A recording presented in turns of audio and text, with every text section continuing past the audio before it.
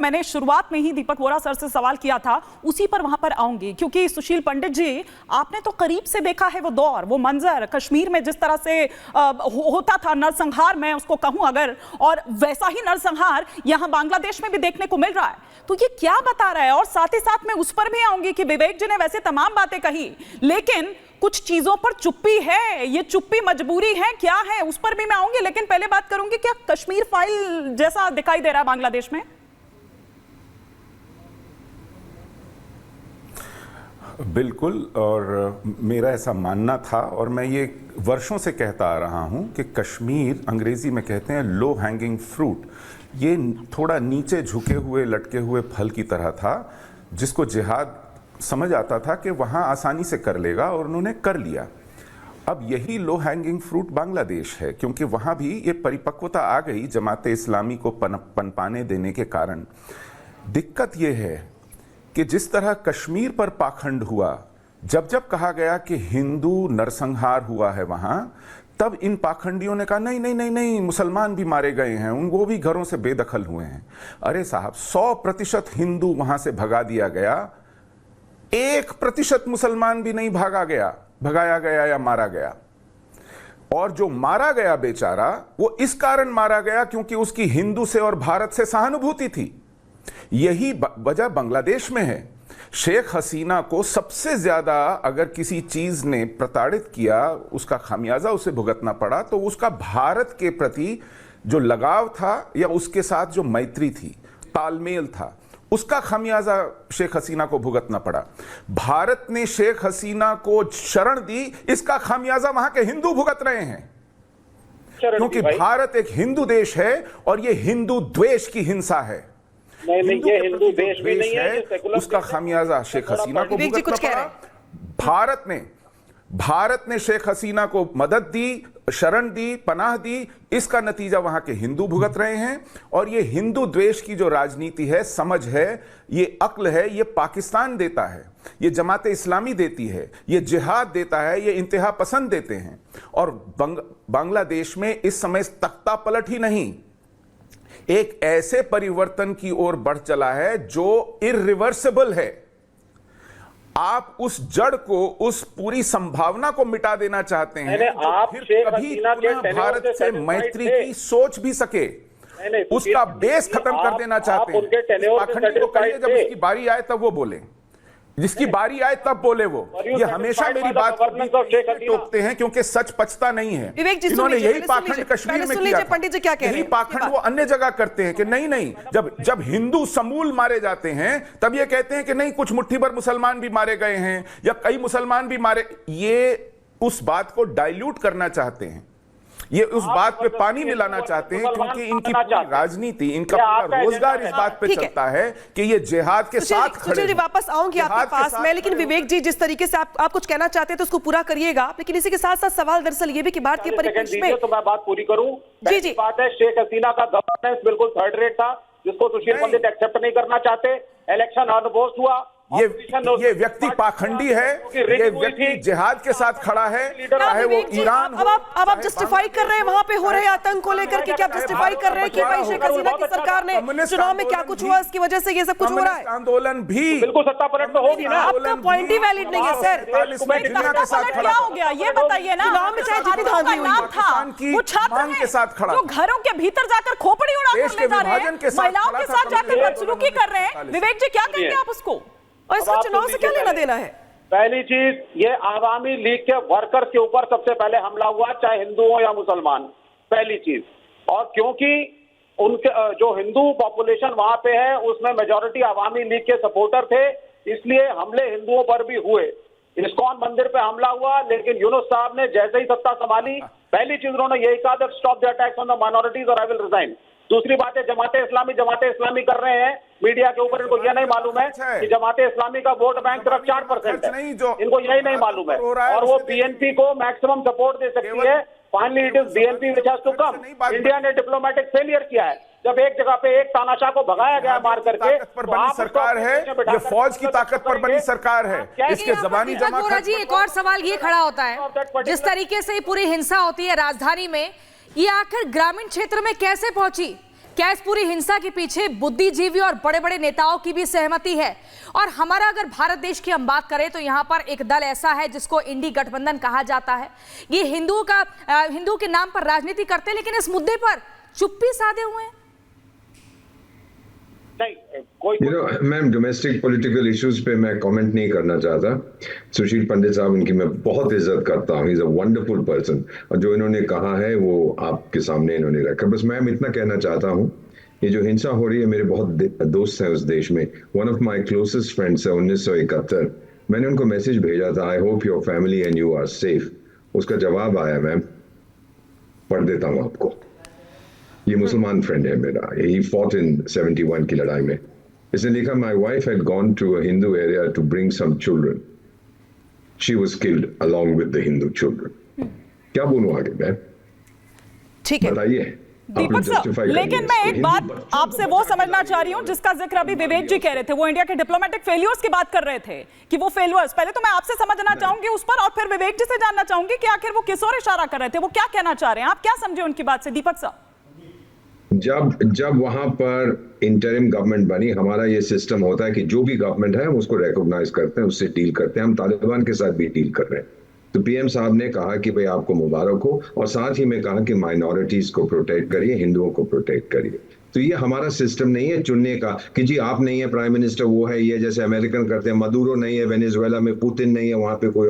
आप कौन होते हैं डिसाइड करने के लिए? हम जो अपॉइंटेड गवर्नमेंट है कॉन्स्टिट्यूशनली लीगली, उसके साथ डील करते हैं। तो ये कोई फेलियर ऑफ इंडियन डिप्लोमेसी नहीं है, ये स्ट्रेंथ ऑफ इंडियन डिप्लोमेसी है मैम। हम चाणक्य की संतान है, हम जानते हैं कैसे बातचीत करनी होती है। लेकिन अब जो टारगेटेड किलिंग्स हो रही हैं, ये पश्चिमी देशों से आ रही हैं मैम, और ये पाकिस्तान से आ रही है। No question about it. अगर कोई सोचता है कि नहीं है तो फिर वो चतुर्मुर्च की तरह अपने सिर को दबाए हुए हैं सैंड में। और अब कुछ और देर रुकिए, ये हिंसा अभी खत्म नहीं हो रही। और जो वो यूनुस साहब कह रहे थे मैं इस्तीफा दे ठीक है दूंगा, सर, आपके पास सर वापस आएंगे, राजकुमार पाल जी के पास भी जाएंगे, विवेक श्रीवास्तव जी के लिए भी मेरे पास बहुत सारे सवाल है, लेकिन सीधे रुक करते हैं आचार्य शैलेश तिवारी जी का। शैलेश जी, जो कुछ हो रहा है बांग्लादेश में, उसको दुनिया देख रही है, सिर्फ हमारे यहाँ के जो बैठे विपक्ष के नेता है वही नहीं देख पा रहे हैं। इस मुद्दे पे अब तक किसी भी नेता की जुबान फूटी नहीं है, किसी ने कुछ कहा नहीं, निंदा भी नहीं यहाँ पर की गई है। हालांकि सरकार की ओर से कमेटी बना दी गई है, लेकिन विपक्ष के जो नेता है उनको गाजा दिखता है, यहाँ पे बांग्लादेश के जो हिंदू हैं वो नजर नहीं आते हैं। इस पर क्या कहेंगे आप?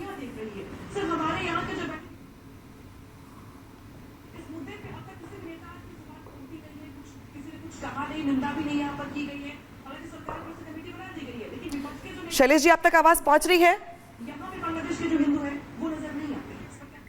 दुर्भाग्यपूर्ण है जो भारत के सो कॉल्ड सेकुलर लोग हैं, वह निश्चित तौर पर उनका जमीर मर चुका है।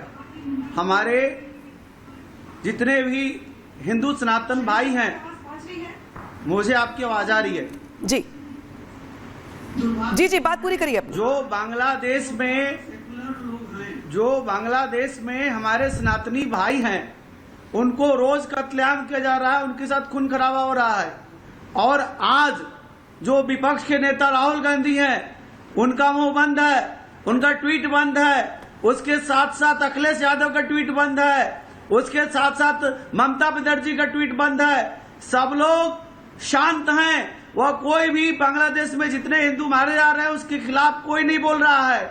सब लोग सो कॉल्ड मरे हुए सेकुलर, जो सेकुलर हैं और हिंदू। ठीक है आचार्य शैलेश जी, इसी के साथ हिंदू राष्ट्र की मांग भी की जा रही है और कहा जा रहा है कि एक अलार्मिंग ये एक साइन मिला है। यहां पर समझना होगा कि इन लोगों की मंशा क्या है।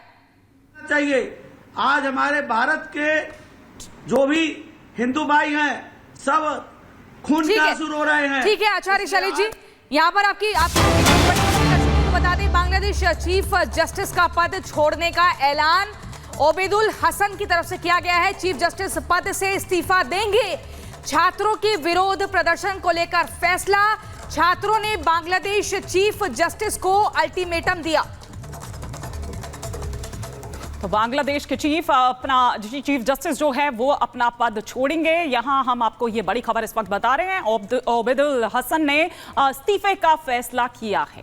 तो ये वो तमाम चेंजेस जो हैं वो यहां पर हो रखे हैं। दीपक बोरा सर लगातार इस पर हमारे साथ बने हुए हैं। रामपाल जी मैं आऊंगी, लेकिन एक क्विक रिएक्शन इसी खबर पर, जो ये चेंजेस हम देख रहे हैं लगातार, वो चेंजेस क्या बता रहे हैं सर? और स्पेशली मैं बार बार ये बात कर रही हूं कि भारत के लिहाज से हम इसको देखते हुए अगर बात करें तो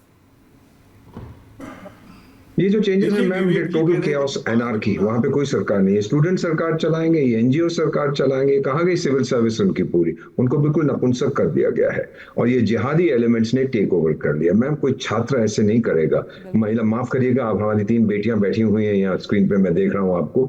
महिला के अंडरगारमेंट्स को लेके हाथ में घुमाए दिखाएगा नहीं, प्रदर्शन नहीं करेगा अगर कोई पढ़ा लिखा है। ये तो जिहादी है मैम, ये तो बदमाश है, तो गुंडे हैं, तो मवाली लोग हैं, इनको पावर दे दी गई है। और जो अमेरिकन लोग इनका समर्थन कर रहे हैं, क्योंकि सारी दुनिया खामोश है, सबका चाचा तो अमेरिका है, उनको खामोश कर दिया है, वो इसका परिणाम उन पे बहुत बुरा पड़ेगा, भुगतेंगे। एक चीज मैं आपको बता देता हूं मैम, बहुत मजेदार चीज, शेख हसीना को आपने पता है कि ब्रिटेन में उन्होंने शरण मांगी थी और फिर ब्रिटिश सरकार बोली हमारा कानून है और ये और वो है।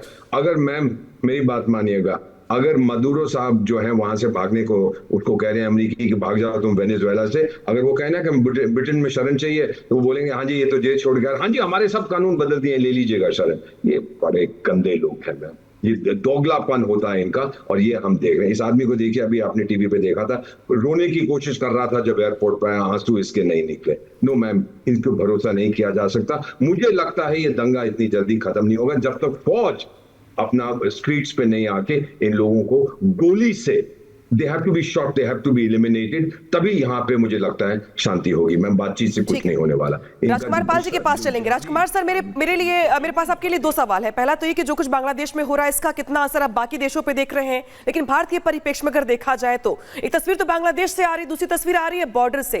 बॉर्डर पे हजारों की संख्या में जो शरणार्थी हैं वो इंतजार कर रहे हैं कि उन्हें कोई देश अपने पास ले, कोई शरण दे, उनकी जान जो है मुश्किलें फंसी हुई है। भारत अगर ऐसे शरणार्थियों को लेता है अपने पास, अपने शरण देता है, तो हालात क्या होंगे, इसको लेकर स्ट्रेटेजी क्या होनी चाहिए भारत की? सवाल तो दरअसल ये, और अगर क्या वो आते हैं कुछ बिहार के रास्ते भारत के अंदर, तो हमारे लिए वो कितनी मुश्किल बन जाएगी, चुनौती बन जाएगी उनको शरण देना, इसका असर कैसे देख रहे हैं आप? नहीं भाई, छोटी सी बात में विवेक श्रीवास्तव का जवाब देना चाहूंगा। क्यों कह रहे थे कि डिक्टेटरशिप में 5 गुना मुस्लिम मरे, तो क्या हिंदुओं ने मारा है? हिंदुओं ने ऐसा कोई काम किया है? ये हमेशा देश में रह के देश के खिलाफ बात करते हैं। और जितने भी हिंदू हैं उनको भारत सरकार ने शरण देनी चाहिए। और जितने ये सो कॉल्ड बांग्लादेशी जो इंदिरा गांधी के जमाने से इंदिरा जी कहती थी कि इनको वापस भेजेंगे, जो आज 12-13 करोड़ बांग्लादेशी और रोहिंग्यास है, इनको वापस सारे लोगों ने मिलकर करना चाहिए। इसमें कोई बीजेपी ठेकेदार नहीं है, ये बीजेपी के लोग नहीं है, सारी पार्टियों ने, सारा भाई पहले देश बाद में पार्टियां, बाद में कोई कम्युनिस्ट है, कांग्रेस है, बीजेपी है, पहला देश के प्रति भावना विवेक श्रीवास्तव जैसे लोगों के दिल में जागनी चाहिए और लोगों ने जगानी चाहिए। एक तरफा कभी भी विवेक श्रीवास्तव मंदिर की बात करेंगे लेकिन मस्जिद की नहीं करेंगे। देश में हलाल चलता है, जमाते इस्लामी का हलाल है, कितने ट्रिलियन की इकोनॉमी है, ये कभी विवेक श्रीवास्तव के मुंह से नहीं निकलेगा। काफी ध्यान से सुनता विवेक श्रीवास्तव को, लेकिन कोई दूसरा बोर्ड है किसी के लिए? श्रीवास्तव बोर्ड है क्या? जैन बोर्ड है क्या? पंजाबी बोर्ड है क्या? ऐसे अगर बोर्ड आप बोलोगे तो आपको समान आर्थिक सहायता, समान नागरिकता, समान चीजें देनी चाहिए और देनी पड़ेगी। आज नहीं कल कभी न कभी देना पड़ेगा। बिल्कुल। और विवेक श्रीवास्तव, जो लगातार तस्वीरें दिख रही हैं, यहाँ पर हम ये भी बता रहे हैं कि कैसे चीफ जस्टिस से इस्तीफे की मांग की गई है, वहीं पूरी दुनिया का ध्यान खींचने का प्रयास इस पर हो रहा है। जिस दल ने चुप्पी साधी हुई है, इसको किस तरीके से देखा जाए? इस पर तो बोलना चाहिए, बढ़ चढ़कर सबको एकता दिखानी चाहिए, क्योंकि इसी एक विशेष धर्म की आस्था के साथ लगातार खिलवाड़ किया जा रहा है। नहीं, ये इसको मैं धर्म की आस्था के साथ खिलवाड़ नहीं मान रहा हूँ। मेरा ये मानना है, मूर्तियां तोड़ दी है, वहां पंडित आके रो रहे हैं। नहीं, सुन लीजिए सर मैडम, कुछ लड़कियों को रस्सी से बांधकर उनको क्या कुछ पिलाने का प्रयास किया जा रहा है। सुनिए 10 अहमदिया की मस्जिदें भी टूटी हैं, कुछ शिया स्थल भी हुए हैं, लड़ाई झगड़ा हुआ है, क्योंकि वो माइनॉरिटीज जो आवामी लीग के साथ है, इसको राजनीतिक तरीके से समझे। अगर आप ये चाहती हैं कि बीजेपी और संघ के एजेंडा में हम भी फंसे और पत्रकार भी फंसे कि साहब मुसलमान हिंदू का सबसे बड़ा दुश्मन होता है, चाहे पृथ्वी पर कहीं भी हो। एजेंडा वाली बात कहाँ से आ गई? नहीं विवेक जी, इसमें एजेंडा वाली बात कहाँ से आ गई? सिंपल सी बात थी, सिंपल सा सवाल था। नहीं सुनिए ना, बात तो ठीक है कि आप लोग गाजा के मुस्लिमों पर आप करिए, कोई दिक्कत नहीं है, लेकिन जब वहां वो माइनॉरिटीज हैं, वहां जब उन पर इस तरह से, नहीं सुनिए ना, जब वहां अटैक पूछ कर, चुन कर चुन चुन कर, पता है ये हिंदुओं का गांव है, पता है ये, आपको क्या लग रहा है वो छात्र हैं? कुछ भी नहीं हो रहा है वो छात्र हैं सर, वहाँ पर जो घर पर जाकर वो महिलाओं के साथ बदसलूकी कर रहे हैं, रेप कर रहे हैं, महिलाएं चिल्ला रही हैं, महिलाएं भीख मांग रही हैं कि उनकी अस्मत को छोड़ दिया जाए, उनकी खोपड़ियां उड़ा दी जा रही हैं उनके बच्चों की। नहीं। ये छात्र तो नहीं हो सकते?